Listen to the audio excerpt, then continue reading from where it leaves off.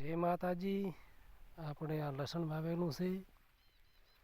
આની અંદર કોઈ પ્રકારનું ખાતર કે બીજું નાખેલું નથી, પ્યોર ઓર્ગેનિક છે. લસણ ચૂકેલું છે આટલું.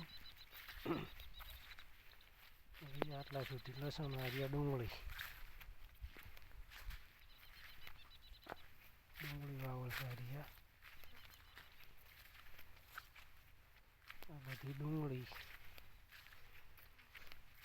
આ મેથીથી આટલી આ મેથી વાવલ છે. પછી આ કુબી છે.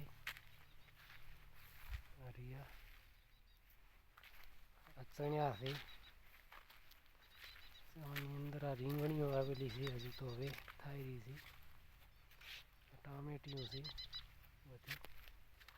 આની અંદર આ મરચીઓ છે વાવેલી આટલી. આ બટાકાના 3 ડોકા છે. આ વાયા છે ધાણા આટલા.